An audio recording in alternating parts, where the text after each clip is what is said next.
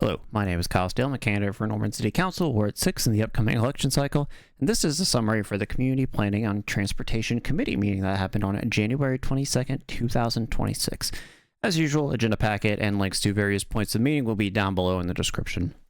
The first topic that was discussed was about the December public transit report.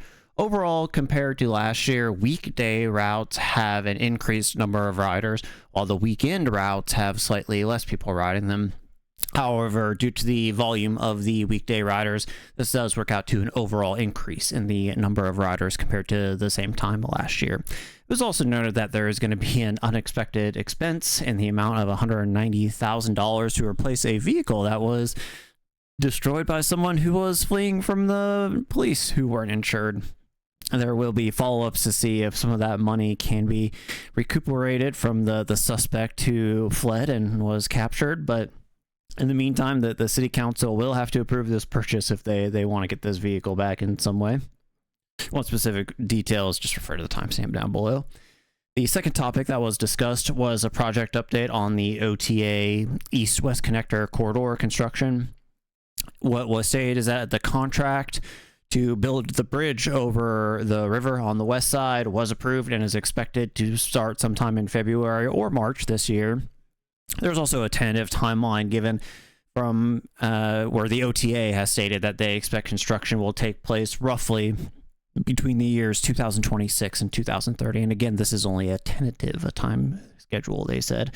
And various bidding processes for various parts of construction will be ongoing throughout this year and early next year. If you're interested in Turnpike situations, particularly along the east-west corridor, I highly encourage you to kind of just watch the updates that the city of Norman has in the timestamp down below. The third topic that was discussed, and this took up most of the meeting, was about streetscape designs for different commercial districts. Essentially, this topic is just going over various design concepts for sidewalks and streets, as well as current examples that you might see around Norman or in other cities. The examples that were shown from around Norman included the Gray Street two-way section, Porter Avenue, and parts of the Main Street median and maintenance project. Section down below if you have any kind of interest in urban design, because they went over quite a few interesting concepts for street designs. The final topic that was discussed was over grants that were recently awarded to the city. The overall picture is that Norman as a city, they're pretty good at applying for grants. They're pretty on top of things.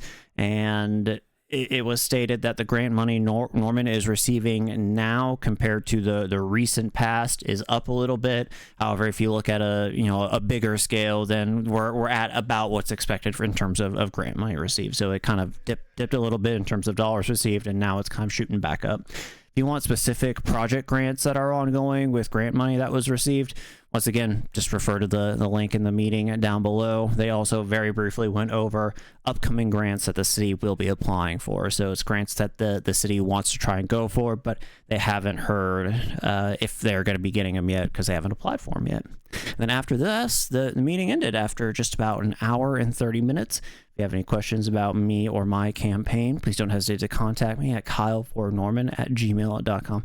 Thank you, and stay warm out there.